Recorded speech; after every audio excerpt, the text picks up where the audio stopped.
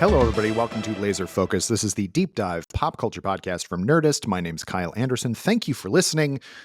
Friends, this week, there's no guest. It's just me. But I did want to I was very excited about a thing that is now out for people to watch.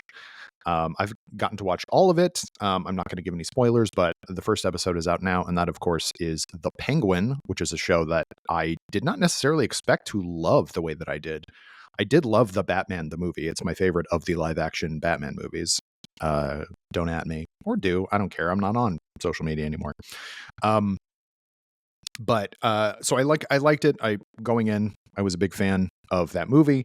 I was a big fan of Colin Farrell as the Penguin, and so I was very intrigued by the prospect of a Penguin-centric TV show in that universe. And folks, I really like it. It's just a straight ahead crime movie, but or crime TV show, I should say. But it's really, it ticks the boxes for me. I think there's a lot of really great stuff. Great performances. Kristen Milioti as Sophia Falcone is tremendous. And of course there's mother effing Clancy Brown as Sal Maroni. So there's good stuff. And then, yeah, everyone's good in it. And we will have a full kind of breakdown episode the way that we do after it all airs. So that'll be in November. But because I'm so high on Batman stuff and also the recent, Batman Cape Crusader, which we've done an episode about, go back and listen to that with Eric, which I also really liked, but it's a completely different type of Batman thing. I kind of wanted to just have a little talk about comics, specifically about my favorite Batman comics and why I like them so much. I make a little top 5 list, which is fun, internet friendly, and then kind of talk about some of the other things that I've been reading lately, because I have been on such a comic book kick. I've been really trying to, catch up on some of these big milestone books, or just books of the last 20 years that people have, thought really highly of. So yeah, this is just a what does Kyle like list. And if you want to hear me talk to other people, as is common for the show, we're coming up on October, which has 5 Thursdays, which means that we're going to have 5 spooky month themed Nerdoween episodes.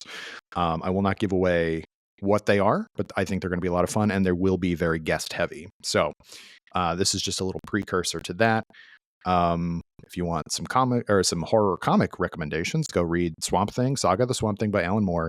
Go read Man Thing by Steve Gerber. Go read anything by Junji Ito. Go back and listen to my episode with Patrick Willems earlier in the year about the greatness that is Junji Ito. And I did not make a list for this. Blade, you can read old Blade stuff, although I don't feel like people would really like the 70s Blade stuff, mostly because he's not a vampire in that at all. People just got used to him being a vampire because of the Wesley Snipes movies, but he's just like a dude who kills vampires. But anyway, I also just last night, as I'm recording this, rewatched Werewolf by Night, the special, and boy, it's really good. So go read Werewolf by Night. Okay, so Batman's very horror centric, but or can be. I've always said that Batman, as much as I've gone up and down about the X-Men and how much I love the X-Men, and I do love the X-Men. Batman is always going to be my number one, because that's, grew up watching the old Adam West show, Batman the Animated Series, the Tim Burton movies when I was allowed to, and just he's remained, that universe has remained really constant with me. And I think what I find really interesting is that my 3 favorite comic book kind of worlds, or universes or whatever, specific comic books, you got your Batman, you got your X-Men, and Spider-Man. And all 3 of those obviously exist within greater universes, DC for Batman and then Marvel with the other 2. But I feel like they are at their best when they are isolated in their own kind of silo. Batman obviously has Gotham City and his rogues gallery, Spider-Man with New York City and his rogues gallery, and then the X-Men with the kind of overall world, problems with mutants. And I think the metaphor with the X-Men only really works if they are by themselves. If there's other superhero people, obviously there's been good stuff in that, but But anyway, so what I think that's really interesting. It's just that, like, you know, I really enjoy Batman, just Batman. Like when he's with the Justice League, sure, fine.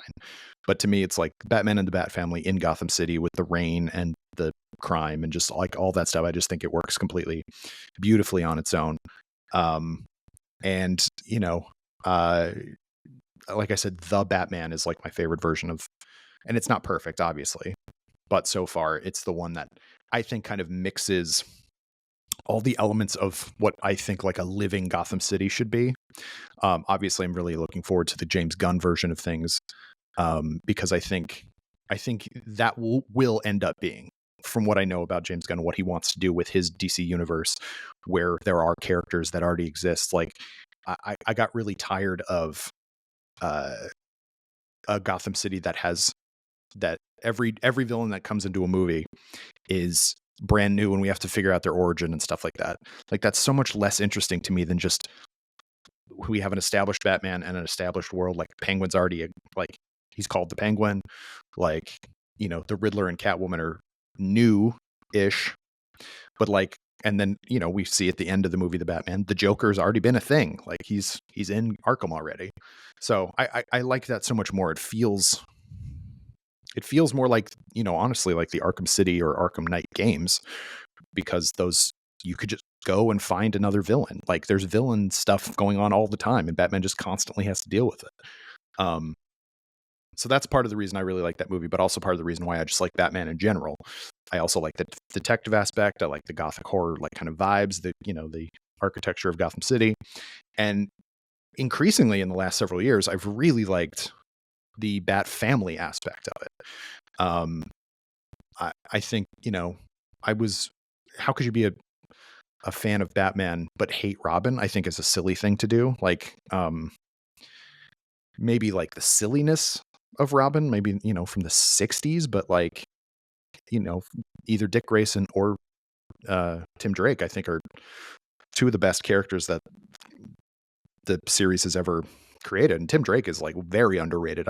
I cannot wait to have like a proper Tim Drake Robin on the screen ever. And who knows if that's going to happen, but we already know Damian Wayne's coming in the Batman, the Brave and the Bold movie. So I think that's great. Batgirl, obviously. I say obviously as though you know my heart, but I've always liked Batgirl. A couple months ago, me and Adam Murray did a video about the Batman, the TV show, the cartoon from the early 2000s. And I talked about how much I really like Batgirl in that show and how Robin sort of takes the focus away from her once he shows up. And I think that's a problem, and had nothing to do with Robin being wrong for the show. It had everything to do with like, I just like a Batgirl solo stuff. So, and then I did not ever expect to really like Red Hood as a character, because it's just like, oh, this is so edgelordy and stuff like that. But Jason Todd is a real like the reformed Jason Todd, who still uses pistols but is more in line with what Batman teaches and everything like that.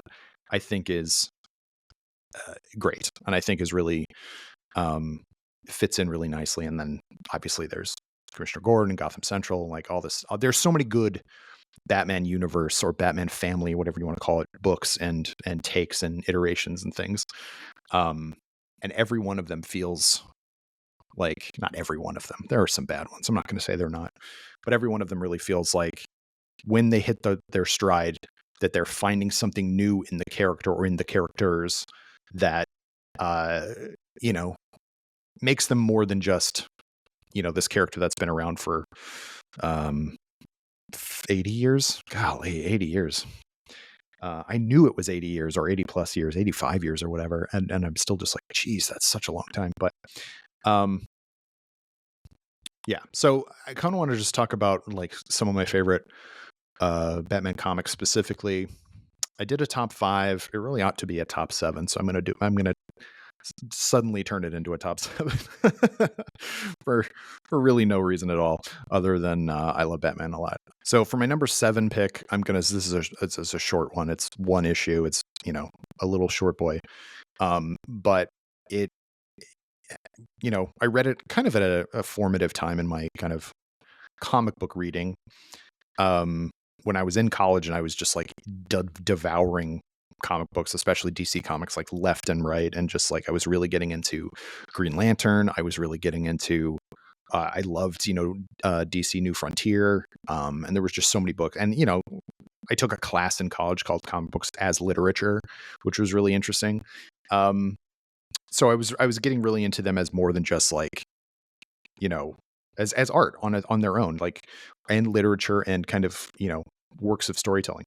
So, but this one, it's a redo, I guess, of the very first Batman story that has the Joker in it. It is from 2005, written by Ed Brubaker and drawn by Doug Mahnke. It is the Man Who Laughs, or Batman the Man Who Laughs, which is it's this very, it could not be more simple, could not be simpler, whatever you want to say. And it's just like, it's a detective story. It's got Jim Gordon, it's got Batman, it's got Arkham Asylum, and like all this fun stuff. That's why it's number 7. It's too slight to kind of be any larger than that, but I do think it's a lot of fun, and it's great to kind of see.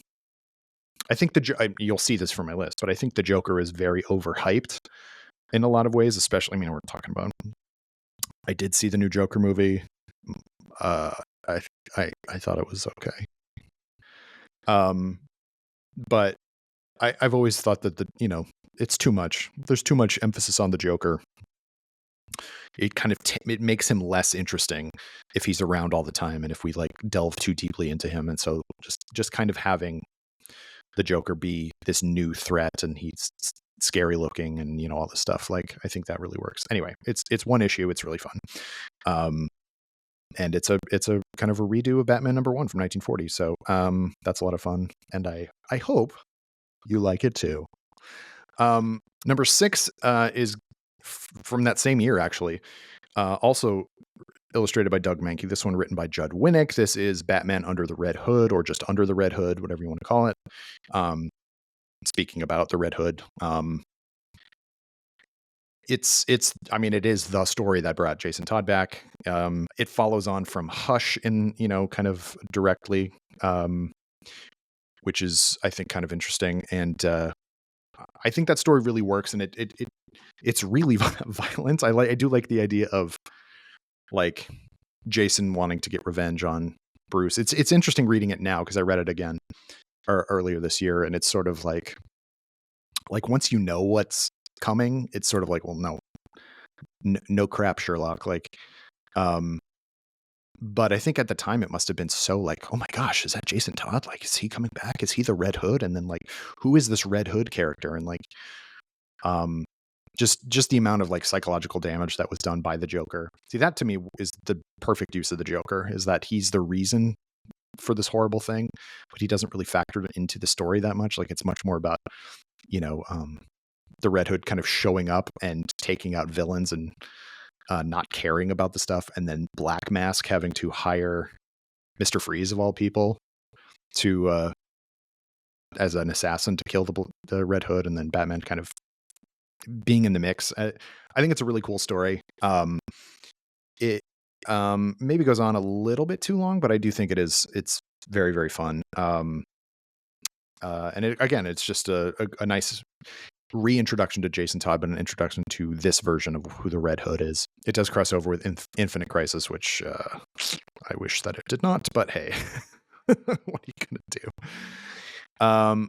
Number 5 is this one might surprise you, actually, that it's not number 1 on my list, but I do love it, and it is incredibly long, but it is I guess it's not, but it's the Court of Owls storyline, which is the beginning of the amazing Scott Snyder, Greg Capullo arc run of comics that spanned basically all of the New 52.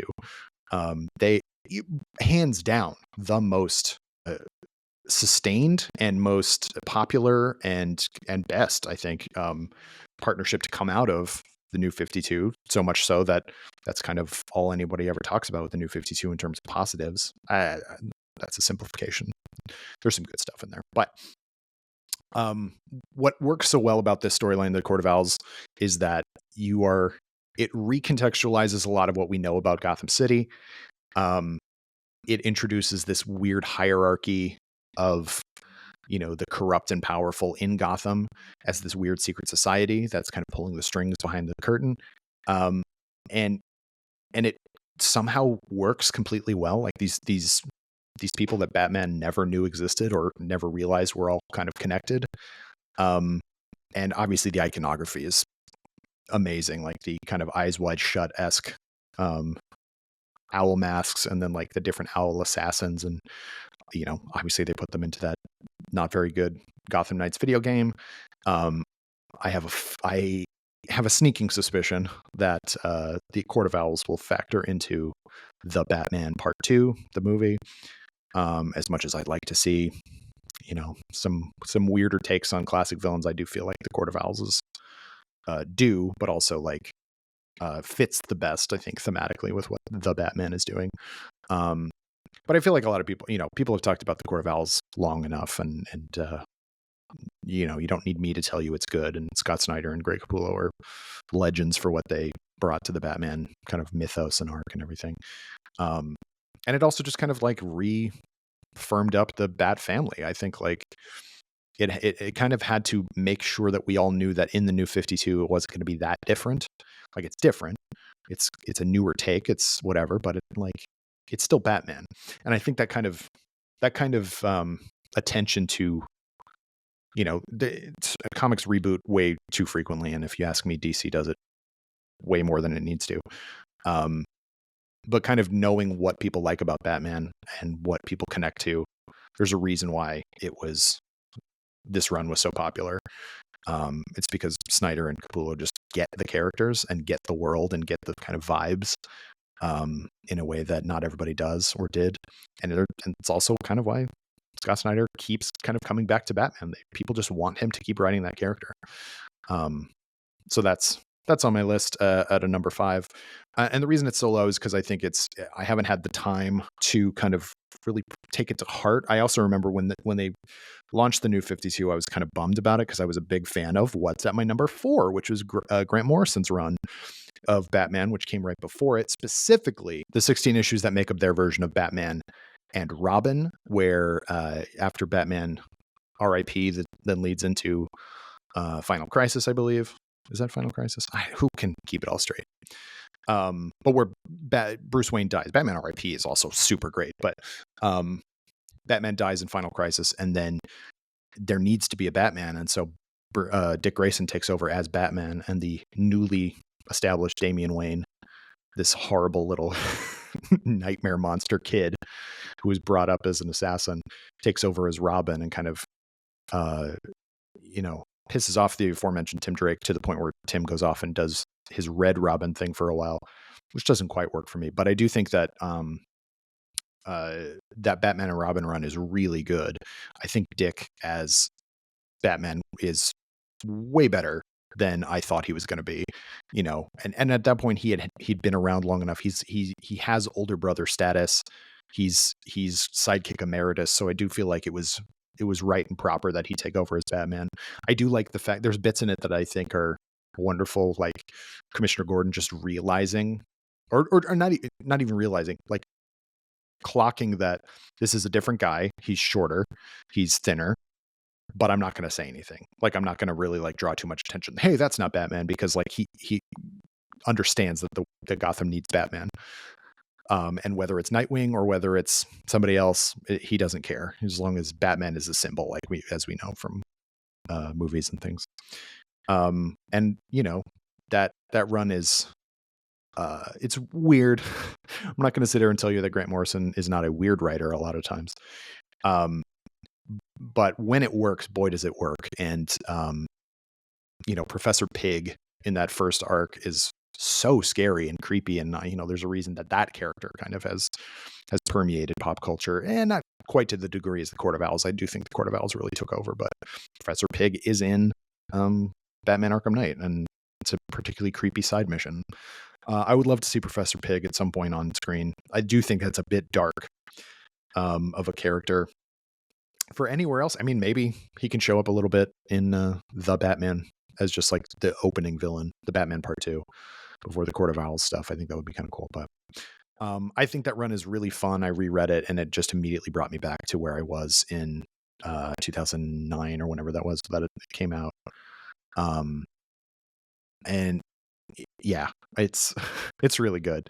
Don't let the kind of, you know, revisionist history stuff that Morrison does make you turn you away, because I do think it was really good. And also at the same time, like, they were going, like, there was Batman through time stuff, which I think was very strange, like with the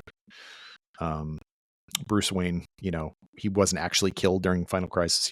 He got sent back in time, and he's kind of time skipping through different periods and becoming a Batman type vigilante figure all over, you know, across history and things like that until he gets back to the present. It's weird, but the prime Batman and Robin stuff I think works really, really well. And it's one of my favorites. So number 3, we're getting into big heavy hitter territory right here, folks. But number 3 is Year One, obviously from 1987, written by Frank Miller. And the thing I love most about it is everything. I think it is a perfect encapsulation of what a Frank Miller version of the Batman origin story would be. It is very close to what he was doing or what he did earlier on with Daredevil, in that it is a crime-ridden nightmare-scape version of Gotham City. You have this young vigilante trying to make a difference using tools that are at his disposal. It is a very influential book, obviously. It I'm the first one who thought of this, but it was a huge inspiration on Batman Begins, which is my favorite of the Nolan movies. There, I said it. You know, using the sonar in your boots to call bats in as a means of escape is really rad. Kind of focusing mainly on Jim Gordon, I think, was a real stroke of genius, because obviously Gary Oldman does a great job as Jim Gordon, but also, like, who would be the one to follow this new character? You know, why not the one good cop in all of Gotham, who's just seeing this guy being like, well, he's a vigilante, but he's actually helping, and I think he's on the right side of things. And then, you know, like the version of Catwoman makes a lot of sense, and obviously inspired a lot of books going forward. Introduced Carmine Falcone, who has been a huge, you know, member of the movies anyway, Batman Begins, and also the Batman and the Penguin universe and everything like that. So it's a little short, you know, it's only 4 issues, but I think it really works. And it's I think it's the best Morrison. No, I think it's the best Miller Batman take. There, I said it. What's not on my list? The Dark Knight Returns. Why is it not on my list? Because it's too overhyped. Like, I get it, but I'm so sick and tired of it. And not it, the book, but what people have taken away from it, which is that Batman is this big, huge, he's a right-wing fascist nut job, who somehow thinks he's not. And like, it's so edgelordy and so Reagan era, and I just don't think it really translates anymore. And I wish I'm very excited now that people are moving on past that in their making versions of the stuff. Obviously, it's an incredibly influential book. There's bits of it I think are great, and actually the animated film, the 2-part animated film based on it, is one of the best, like, direct adaptations that DC animated stuff ever produced. But boy, I'm over it. If nobody ever talks about that one again, I'll be happy. Number 2, this is a kind of a cheat, but it's the entirety of everything Dennis O'Neil did. You know, in the 70s, Batman was sort of all over the place. You know, Detective Comics and Batman Prime, they were just sort of like issue to issue, just one-offs. Very rarely would they have too many, you know, 2-parters even, much less, you know, big, long story arcs. You know, Dennis O'Neil wrote quite a few issues, I think 70 some issues or something like that of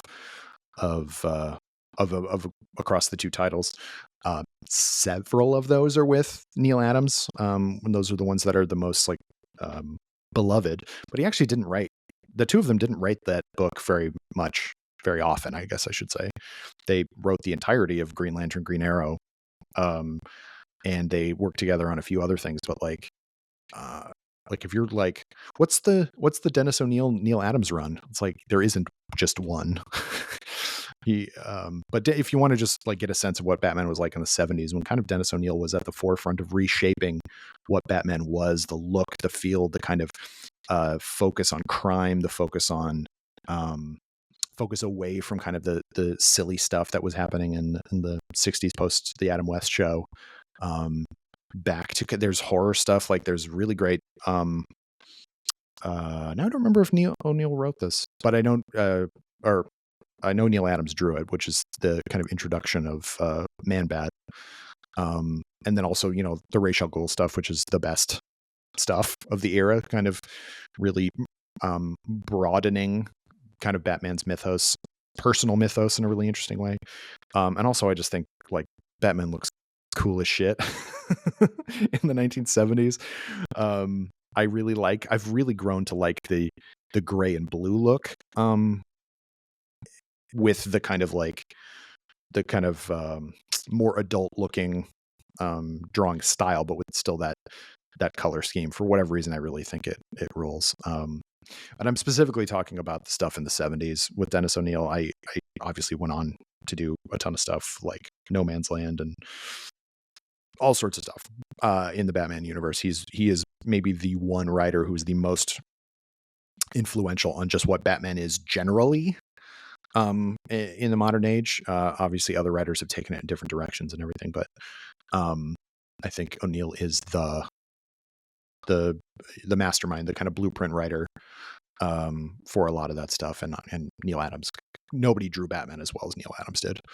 I'm really looking forward to them reprinting the Neil Adams Batman Omnibus. I think next year is coming out. You can bet your sweet bippy I'm going to put that on my shelf. And number one, anybody who has spoken to me ever about Batman will know that my very favorite Batman comic, and it has not wavered since I first read it in 2008, in the lead up to seeing the movie The Dark Knight, is Batman The Long Halloween, written by Jeff Loeb and illustrated by the late, great Tim Sale. This is, so first of all, I think Tim Sale's art is very, I mean, I was about to say a thing that's not real, which is very unique. It's unique. It's quirky. It is very singular to him. And in general, it is not the kind of art that I like that much, which is I like my Batman to look like Neil Adams drew it, or like, you know, Jim Aparo drew it, you know, that kind of, I like that version, or Greg Capullo for that matter. Like I like that version of what Batman looks like. But if somebody has a style that is so singular, the way that Tim Sale did, I can't help but kind of enjoy it. And he's, you know, drawing that Long Halloween is a big, thick book, and it is the kind of masterwork that the two of them had together on Batman. They wrote other stuff before, they, you know, one-offs in Detective Comics, or Tales of the Dark Knight, I forget which, maybe both. I don't remember. And then they had stuff after The Long Halloween, but The Long Halloween is their magnum opus, and that is the redone version of Two-Face's origin and downfall, all tied to this monthly, which is a brilliant move for a monthly comic book.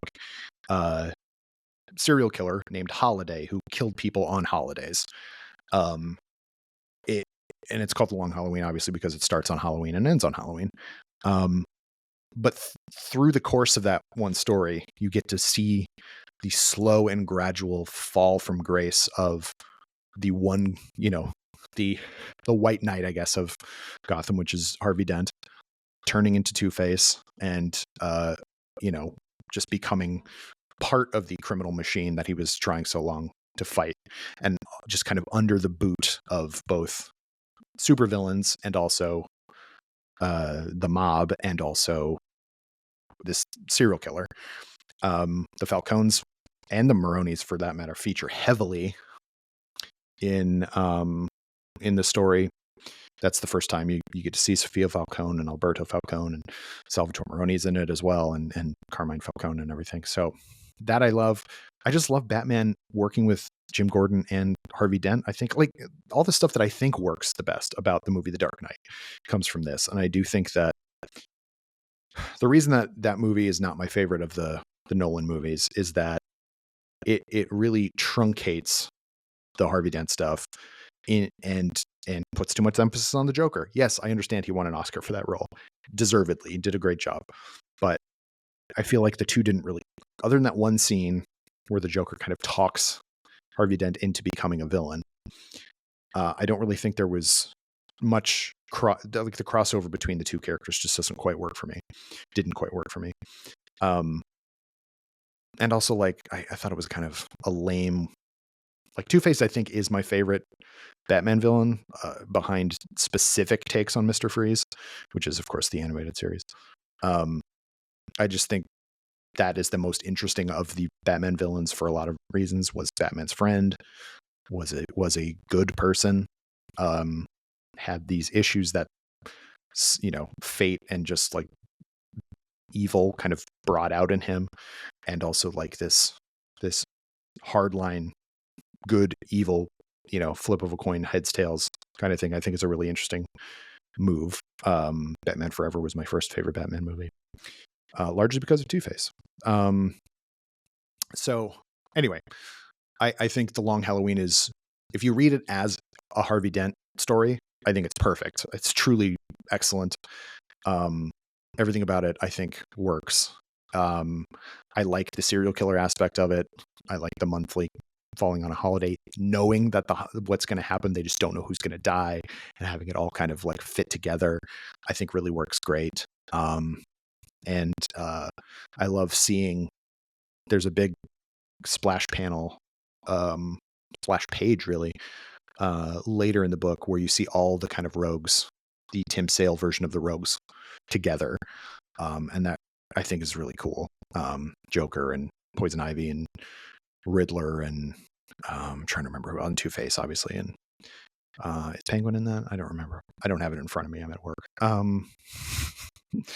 But yeah, I love it. I love The Long Halloween. Like, I think it's perfect. I love it. I, you know, as much as like the Jim Lee look of Batman in Hush, I think is more kind of in line with what I was saying earlier, like what I like about the visuals of Batman. I kind of never connected to that story, even though that's still Jeff Loeb writing.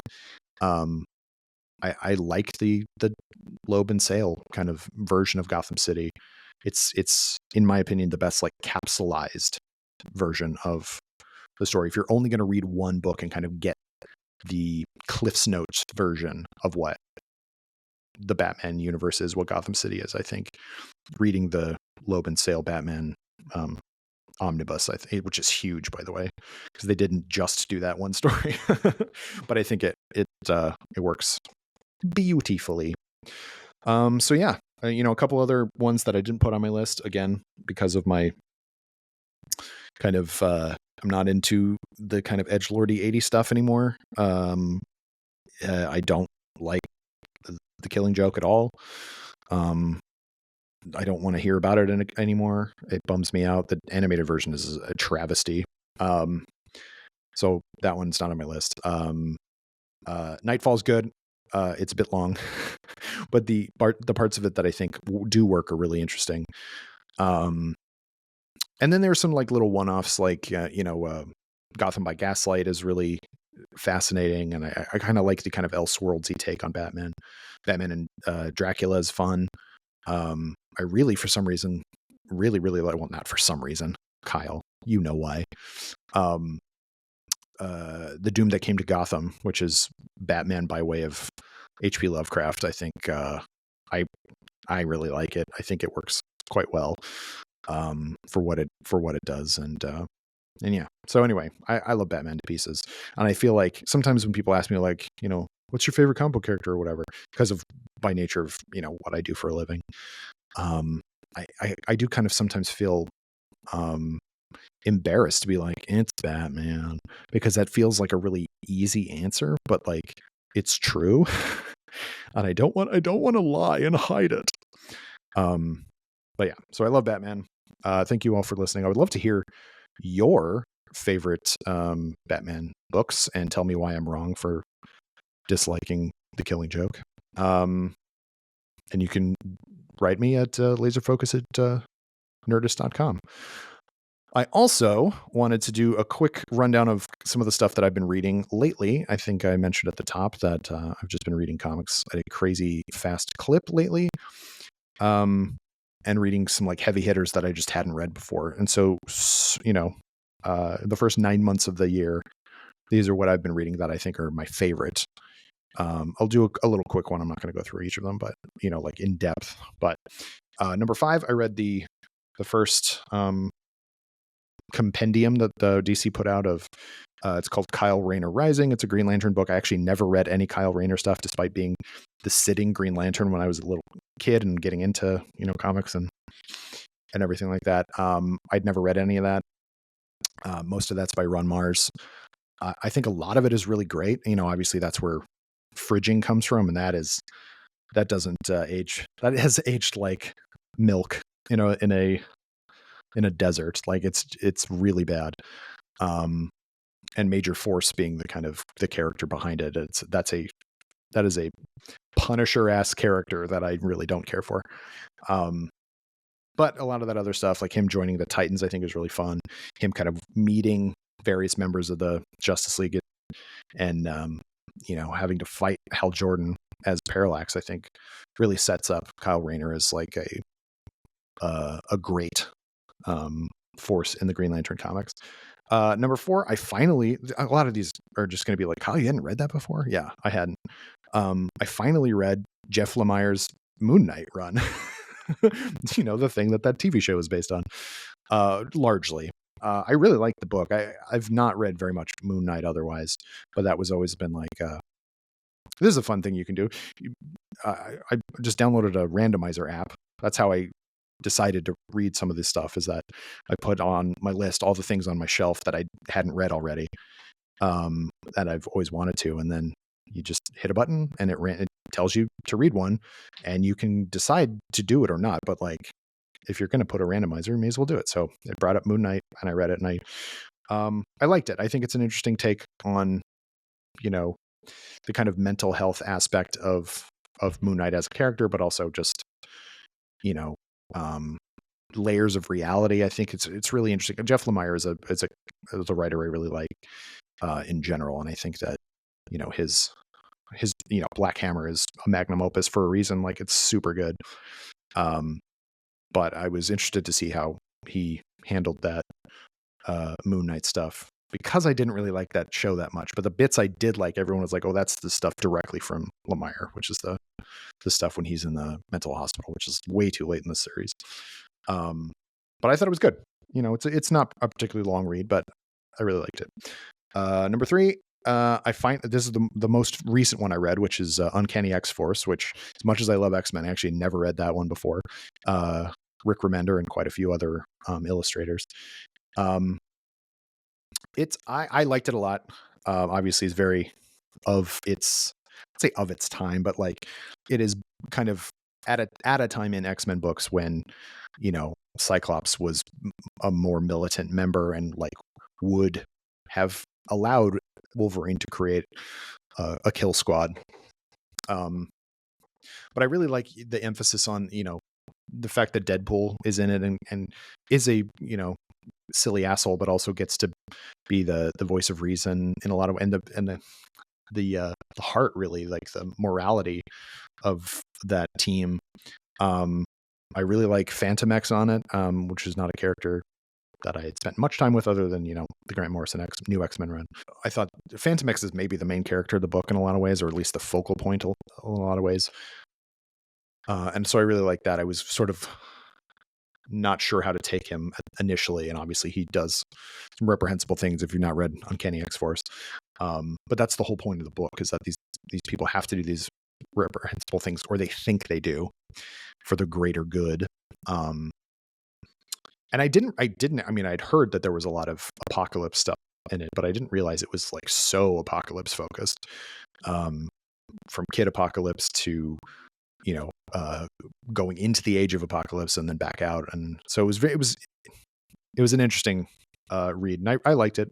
I like Wolverine. I like a lot of the missions and things. When it ended, I was sort of like, oh, that's the end, huh? Like it was satisfying when I was reading it, but I don't feel like I loved it the way that a lot of people told me I would. And maybe that's just because I have a very specific version of what I think the X-Force or X-Men ought to be and ought to do. But there was a lot in it that I really liked. Specifically, Age of Apocalypse Nightcrawler joining the team. They just announced a Marvel Legends of him, a figure of him coming out next year, and I'm gonna get it. Number 2, interestingly enough, I'm talking about I have a very specific version of what I like about these characters. Number 2, and I really, really, really liked it, was Superior Spider-Man by Dan Slott, and the reason I really liked it is because it's different. But I knew that going in. For those of you who don't know, and I'm sure most of you have, or if you haven't read it, basically a dying Dr. Octopus figures out a way to swap brain patterns with Peter Parker. And so Peter Parker in Dr. Octopus's dying body dies, but at the very last minute imprints enough of his own morality back into himself, his own body, so that Dr. Octopus, Otto Octavius, is in the body of Peter Parker. He is Spider-Man, but he understands that he has to do good. Now, he doesn't do it the way Peter used to do it, but as the book kind of goes on, he realizes why Peter was the way he was, why he kind of put so much of the world's, weight on his own shoulders. I think I thought it's really fascinating, and I really liked, that take on the characters, and the fact that the Peter, version of him is buried in Otto's brain somewhere, trying to get out. And there's the kind of, various people throughout the course of the book start to figure out that, well, that's not Peter Parker. That's not regular Spider-Man. Like, the Avengers kind of go, hey, what are you doing, man? Like, you can't kill people, or you can't enact these horrible policies or whatever. J. Jonah Jameson is great in it. Like, it's a really good book, and it leads directly into Spider-Verse, which I didn't read yet, but I will. But I really wanted to get through Superior Spider-Man, and I have, and I'm very pleased about it. I think it's excellent. And that one was super satisfying when I finished it. So, and then the number one, this is I read this one so fast. I was on vacation a couple weeks ago, and it was my beach read, or my pool read, I guess. And then another one it was the basis of a TV show. And, but it's great. It was a TV show I did like, but I like the book better. And that is Hawkeye by Matt Fraction and David Aja, and other writer or artists as well. Boy, I had fun with this one. Like, it's funny. It's got a lot to say about Clint Barton and his sort of just like self-destructive mentality. I think Kate Bishop is so good in that book. The compendium that I read is called The Saga of Bishop and Barton, or Barton and Bishop. And so it does kind of go like when Kate leaves Clint and goes to LA for a little while, it does go back and forth between Maine, I guess, Hawkeye book, dealing with one thing, and then the Kate Bishop kind of like sort of trying to be a private investigator on her own in Los Angeles and stuff like that. And that kind of bouncing back and forth was super fun. I think it ended really nicely. There is a lot of stuff that they took directly from the book for the TV show. Specifically, obviously, the tracksuit mafia stuff, and Kingpin is in it as well, and things like that. But I just think the interplay specifically between Clint and Kate and the dog and all that stuff works incredibly well. I loved Haley Steinfeld's version of Kate Bishop going in from the show, and so I was sort of like, and I think she pulls it off great. Like I think Jeremy Renner isn't quite that same version of Clint Barton, at least not in the show. But I think I think Haley Steinfeld is pitch perfect as you see what I did there as Kate Bishop. So I'm really looking forward to hopefully seeing more of her as that character because I just think that's a rad character. But yeah, there's not a ton to say about that other than it's a blast. I would highly recommend of any of those. Actually, read all of them. They're all great. But that one, man, I flew through that one. I was never bored. And in fact, when I was done, I was like, oh man, there's not more for me to read. But yeah, so anyway, that's some comic stuff, Batman stuff, and other stuff I've been reading. Yes, that's a lot of Marvel stuff on the back end, but it's because I have in my life read mostly DC stuff. So there's a lot of Marvel and I'm trying to catch up on, with the exception of X-Men, but I'm also catching up on X-Men stuff because there's a ton of X-Men stuff from the mid 2000s, 2010s that I just never read. So there's a lot of that stuff I'm reading. So anyway, like I said, if you want to write to the show and tell me your own thoughts on various things that I've talked about, please do so at laserfocus@nerdist.com. You can also follow me on Letterboxd, where you can see all the movies that I'm watching, especially heading into the spooky season. I watch more movies than I ever do during that month just because I love horror movies. You can follow me at Kyle_Anderson. And hope you're all excited for spooky season. We'll have 5 Laser Focus episodes of Fright. But yeah, so until next week, when in fact we do start the Nerdoween season, I've been Kyle Anderson. Join me again next week on Laser Focus when my guest will be a person. Bye-bye. Laser Focus is a production of Nerdist Industries and Legendary Digital Networks. It was produced, edited, and hosted by me, Kyle Anderson. For more, visit Nerdist.com.